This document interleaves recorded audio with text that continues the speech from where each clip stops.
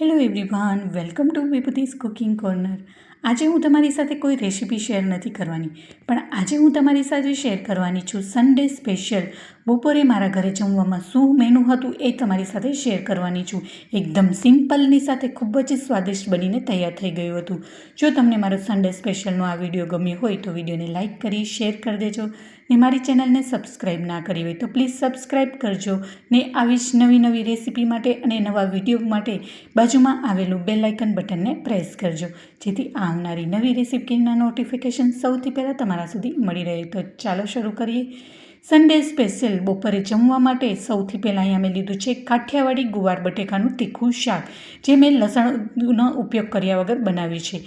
ત્યારબાદ ગુજરાતીઓની ફેવરેટ ખાટી મીઠી તુવેર દાળ, જે એકદમ ઘટ્ટ બનીને તૈયાર થઈ છે. અહીંયા દાળમાં ખટાશ અને ગળાશ વ્યવસ્થિત પ્રમાણમાં ઉમેરેલા હશે તો તમારી દાળ છે એકદમ ટેસ્ટફુલ અને ફ્લેવરફુલ બનીને તૈયાર થશે. હવે અહીંયા સંભારામાં મેં ટીંડોળા અને મરચાંનો લોટવાળો સંભારો પીરસ્યો છે, જે ખાવામાં ખૂબ જ સ્વાદિષ્ટ બનીને તૈયાર થાય છે. અને ત્યારબાદ મેં પીરસ્યા છે ગળ્યા કેળા, એટલે કે મીઠા કેળા.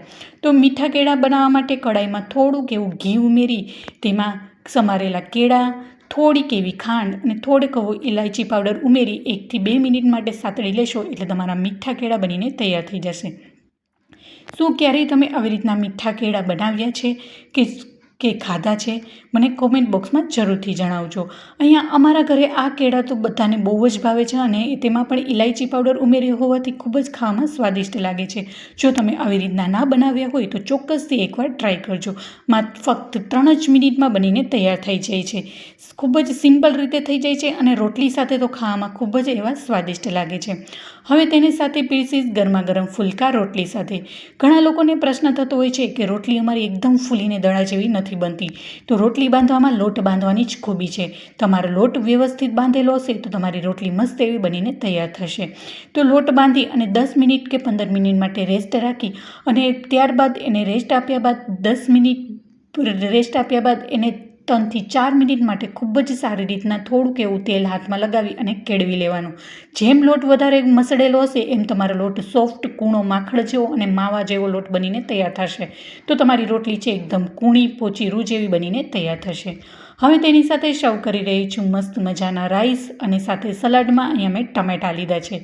તો અહીંયા ટમેટાની સ્લાઇસ ઉપર થોડો એવો ચાટ મસાલો સ્પ્રિંકલ કર્યો છે, જેથી ટામેટાં ખાવામાં ખૂબ જ સ્વાદિષ્ટ બનીને તૈયાર થશે. હવે થાળીને જમવામાં વધારે સ્વાદ આવે અને જમવાની મજા આવે તેવી, ગરમીઓમાં પીવાની મજા આવે તેવી ઠંડી મસાલા છાશ. તો સન્ડે સ્પેશિયલ મારા ઘરે કંઈક આવું સિમ્પલ જમવાનું હતું. એકદમ સિમ્પલની સાથે શુદ્ધ, સાત્વિક, લસણ ડુંગળી વગરની આજની આ સન્ડે સ્પેશિયલ થાળી રેડી છે. તો કેવી લાગી મારી સન્ડે સ્પેશિયલનો આ વિડીયો મને જરૂરથી જણાવજો. તો મસ્ત મજાની આપણી સન્ડે સ્પેશિયલ થાળી તૈયાર છે. તો મસ્ત મજાનું ગુવાર બટેકાનું શાક, ટીંડોળા મરચાંનો સંભારો, ગળ્યા કેળા, ફુલકા રોટલી, દાળ, રાઈસ અને ટમેટાનું સ્લાઇડ અને ઠંડી મસ્ત મજાની છાશ. તો કેવી લાગી મારો આજનો સન્ડે સ્પેશિયલનો વિડીયો મને કોમેન્ટ બોક્સમાં જરૂરથી જણાવજો.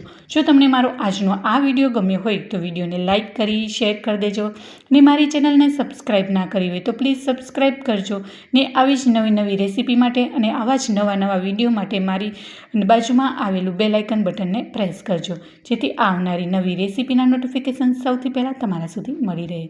તો ફરી મળીશું નવી જ રેસીપી સાથે અને નવા જ સ્વાદ સાથે. ત્યાં સુધી આવજો and thank you for watching.